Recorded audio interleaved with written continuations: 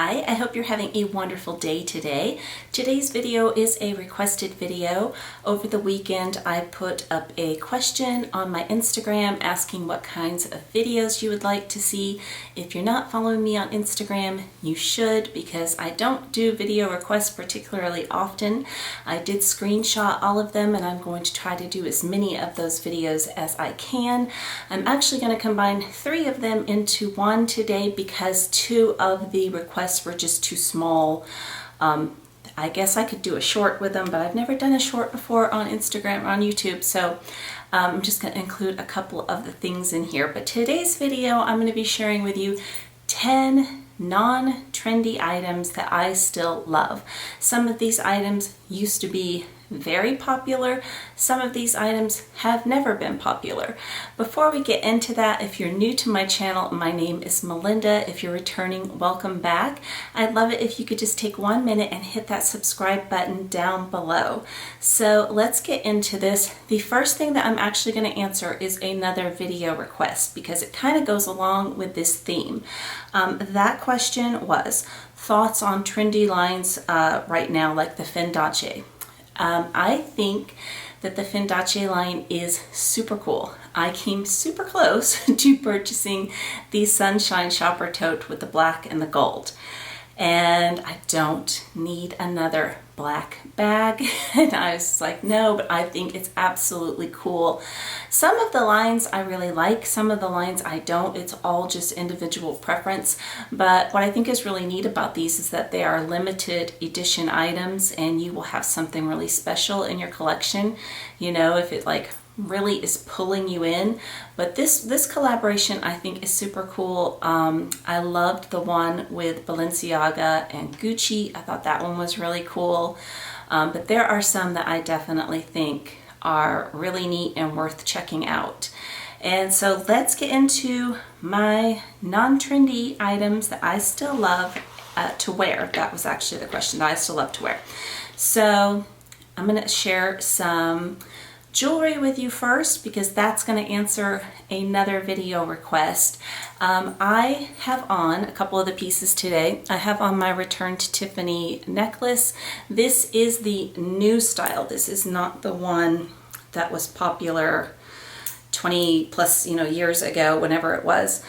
This is the one that it opens up, the heart opens up and it can come off, and you can use that on different pieces. It does have the Rolo chain, and I am wearing my original Tiffany, Return to Tiffany heart bracelet. This is before it was stamped, or maybe there was an option and you could get both and I didn't get the stamp. I don't know. My husband purchased it for me, so I'm gonna have some storytelling for these.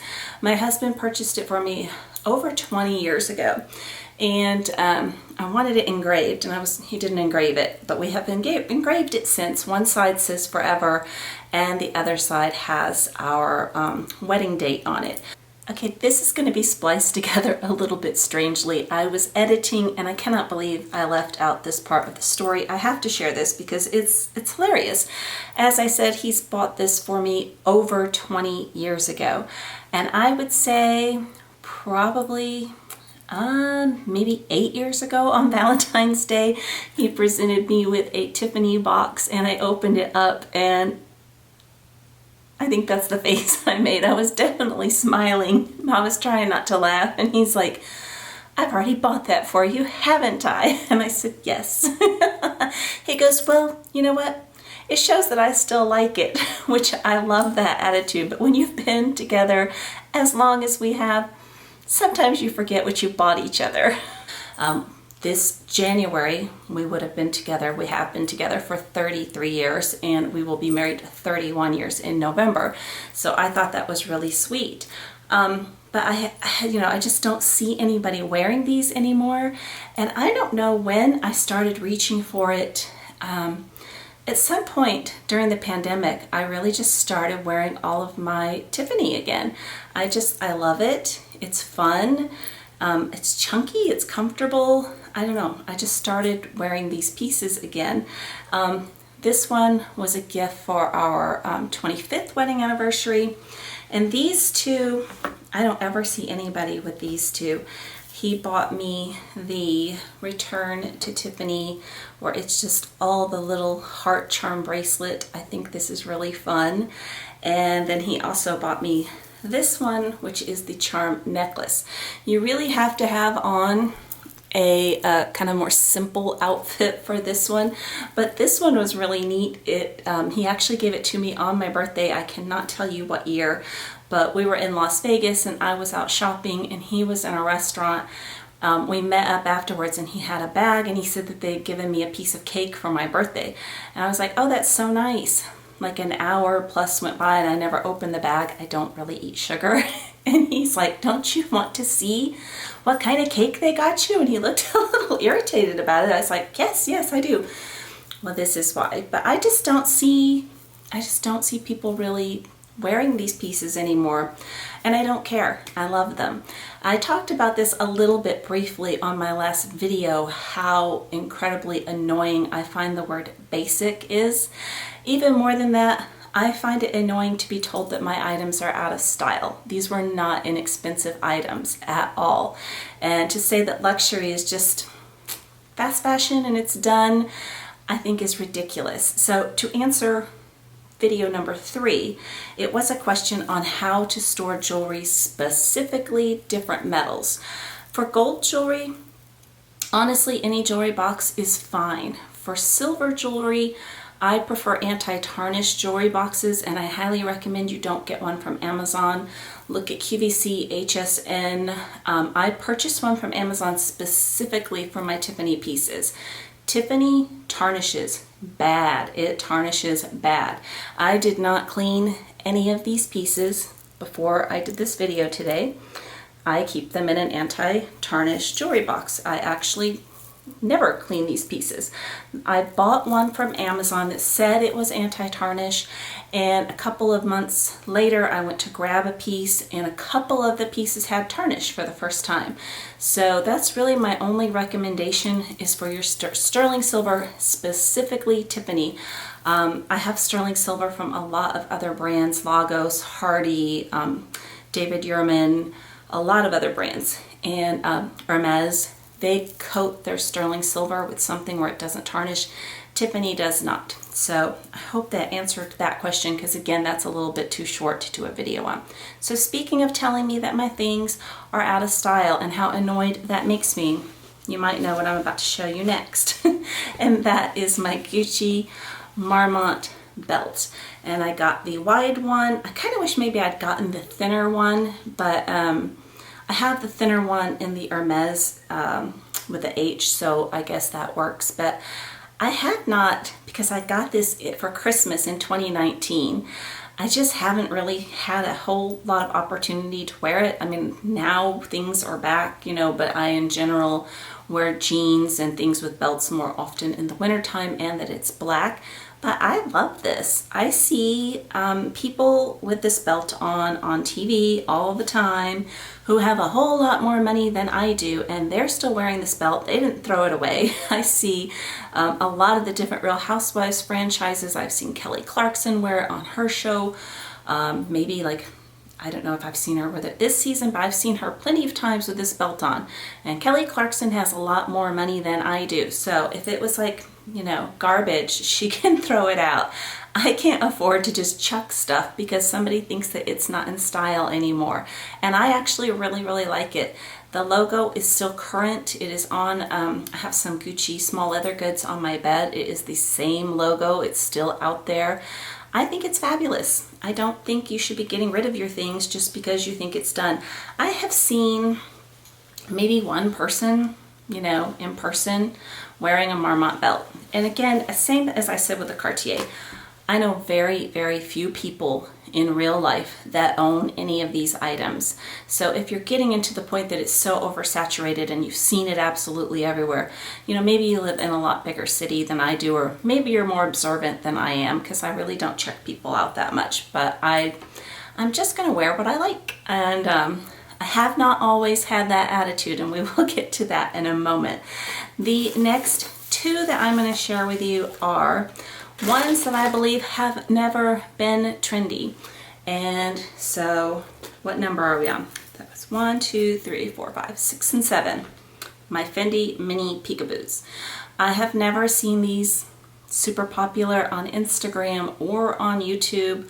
I don't see a whole lot of people with these. I've seen more people unboxing them last year in particular, but well, okay, only one YouTuber that had never been into it before.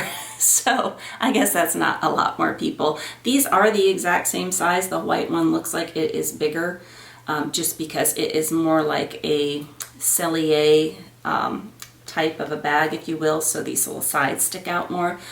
But I bought the black one 4 years ago when I was in Paris, and I was very nervous about purchasing this because it wasn't trendy, it wasn't in style, it really wasn't considered a classic. It had very low resale value, and at the time I sold bags a lot. I've stopped doing that, but I rotated heavily in and out with some regrets about doing that now. But I remember thinking that I loved it and I wanted to try it. I did not purchase it from the Fendi boutique. I purchased it from Selfridges because the Fendi boutique had a no return policy. I was only in Paris for 4 days, so I don't know, what I was thinking. I guess I just wanted to get it back to the hotel room and just check it out and, try it on with some different outfits or whatever. But to this day, this is one of my all-time favorite bags. I was watching Dayle's Addiction, and she was having a video talking about buying what you love, and I told her about, I'm glad that I went for what I loved instead of a classic that I thought I should have. And I loved it so much I got this one last year for my birthday. And it's just gorgeous. It's just a beautiful bag. I think they are well made. This one is lambskin, and I have done not really a review on it recently. I've done 2-year wear and tears on anything over 2 years. I've done a lot of reviews on that, but I did my favorite travel bags. And as I said, I was nervous that it was lambskin. This is a bag that has been used a lot. There is no feet on the bottom. There are no feet on the bottom.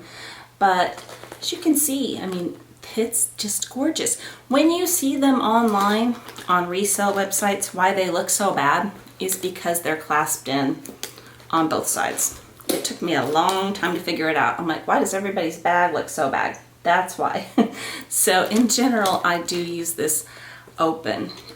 But yes, I love these. And so I have to throw in something else that a lot of shade gets thrown upon, and that is the Defender cover. I didn't bring them both out here. I just brought the yellow one because it's more fun and it's springy, summery, and a fun pop.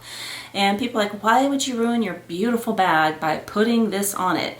Well, because it actually, Defender cover, it depends on what you're doing with your bag, and it can save your bag from a lot of wear and tear, especially my lambskin one. I have the brown Zucca for this one, and I have set this down on AstroTurf with the Defender cover, done all sorts of things with it that I would not have done without this. But this gets a lot of flack. This is not counting as a number. So let's get into the last few. Okay, so on to number 7. I am going to count the peekaboos as 1. I think I said I was counting them as 2. I can't remember, but anyways, I'm going to count them as 1. So number 7 is my Trevi PM from Louis Vuitton, of course, in the Damier Ebene print. This was my first luxury bag ever, and it is 10 years old this year. I sold this bag to my dear friend Andrea. Her channel is Styled for Life, and I will link Andrea and Dayle's Addictions channels down below. Check them out. But she kept it all these years, and I asked her if she was using it and if I could buy it back from her. So I paid her exactly what she paid me. We just traded them back, traded the money back, traded the bag back. And I'm so happy to have this. So the story of why I wasn't always confident wearing what I wanted to wear and making that Fendi purchase was like scary for me is because I did used to really care about what was in and what was out and what was trendy, and this is a big bag, and big bags are not in anymore. It has these gorgeous pleats, but I guess I started just feeling that they looked dated. And I could care less if they look dated now. I love this bag. When I opened the box, when she sent it to me, she sent it so beautifully. I just smiled all day, and I put all my things in it. My daughter and I were headed out shopping for the day, and I took this beauty with me, and I am so incredibly happy to have this back in my collection. And thus a lot of regret of all of the rotation that I did throughout the years. I wish I would have held on to things a little bit longer. Some of y'all might have seen my latest Chanel video, which I'm just not reaching for my Chanel bags. Other than my Deauville, I really am just not reaching for them right now. I'm not going to let them go because I know, you know, maybe in 6 months, maybe in 3 weeks, I will look in my closet and be like, the jumbo is what I want to wear today. So I'm starting to learn that our tastes kind of ebb and flow, and there's nothing whatsoever wrong with that. So this one actually was really popular back in the day.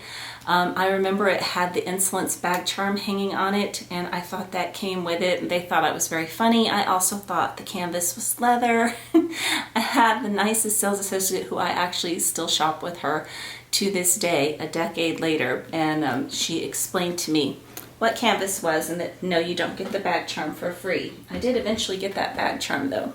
The next one was very popular at one point in canvas. It was never popular in leather, and that is my Montaigne BB. I absolutely love this bag. I love everything about this bag. Shortly after I did that Chanel video, I posted a picture of this on my Instagram saying, not once have I ever gotten tired of looking at this bag. When I see this in my closet, it just makes me smile.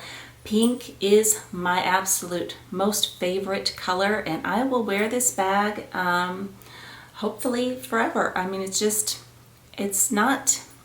doesn't matter really what the shape is. Like I said, I feel like that's more of a trendy shape. I feel like this has got a more simple shape to it, but it's fabulous. It holds everything. It has feet.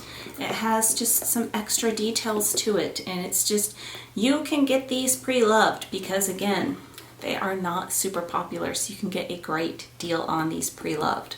So set this over there. Also, I get asked all the time, what would a good price be, for example, on the Trevi? Well, I can't tell you because I paid her exactly what she paid me 4+ years ago. And it really just depends on what you're comfortable spending also. I may not be comfortable going up as high as you're willing to go with a pre-loved piece, or you may not be comfortable going up as high as I will go with a pre-loved piece. But when I'm looking pre-loved, I just do a lot of research. I hope that a coupon comes out sometimes that they do, and that helps. So another one that I knew when I bought it had absolutely terrible resale value, and I believe this one will be 5 years old in June, I am pretty sure. That is my Diorama. This was my first bag with color that wasn't canvas. I had monogram, I had some that had, you know, maybe rose ballerine on the inside. But this was my first light color. I had a few epi bags that were in color that I sold, but they were very dark. I still, to this day again, I think a lot of my issue with Chanel is that I went with all black, which that was my favorite at the time, my favorite color, and it's not now. I like color, like more bright color, but I always thought this one was so pretty. The color name is Rose Poudre. It has this gorgeous champagne gold hardware, and this is another one on the pre-love market. It does not hold its value whatsoever. Let me take out the stuffing so you can see the inside here. The inside of it is in suede. It's just gorgeous. And this is bigger than my boy bag. This is more like the bigger boy bag. I have the medium. I guess this, I don't know, that changed the sizes. I don't know if it's the large or what, but unlike that bag, these the strap does not come through. It doesn't pull your hair. My boy bag does not. It's the smaller size. I've never had an issue with it with it pulling or coming through, but the bigger one did. So this has more capacity to it. And the wear and tear on this has been great. There is some corner wear on it because it is baby pink, but you really have to stare at it to see it. And like I said, coming up on 5 years, and this one is 10. And I'm happy to have both of these still. This one has I've never once thought of selling this, or my Peekaboos, never once. Sometimes I'll look in my closet and I'll be like, I have not worn that in a long time. Should I let that go? Should I consider letting that go? Never, not once, never.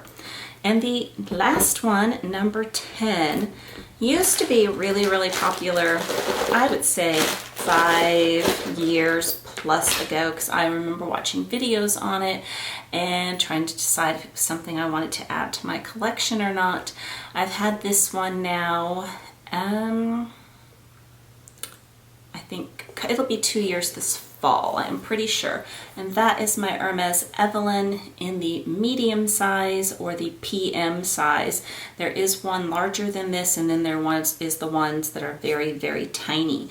This is in the gold Clemence leather. It has the white contrast stitching. It has the perforated H, which this was actually for horse grooming tools, is what it says on when I've looked it up, so that they would dry. The back has this deep pocket, and it's just a great, great bag. It's very comfortable. The inside reminds me of my vintage Coach bags. It's just that raw suede interior. It has a super comfortable, adjustable crossbody strap. And this just does not get a lot of love anymore. I don't see anybody unboxing these anymore. Just Hermes Paris, made in France. So simple, and I just love this bag. I think it's elegant and simple, and it's a fabulous casual bag. It does not scream Hermes at you. This is the way you're actually supposed to wear it, and I wear it both ways. It just depends on what kind of mood I'm in. My husband thinks it looks much better this way than this way, but probably more often I have that H sticking out there. But it holds everything without being too heavy for being a bigger bag. And yes, I know it's not popular, because whenever I post it on Instagram, very few people are like, oh my gosh, I love that, or ask questions about that. It's a good way to tell. You post something on Instagram, you will know if it's popular or not quickly. And I honestly don't care. So I'd love you to tell me, what are some of the non-trendy pieces that you still love to wear down below? And do you care if things are still in style or out of style?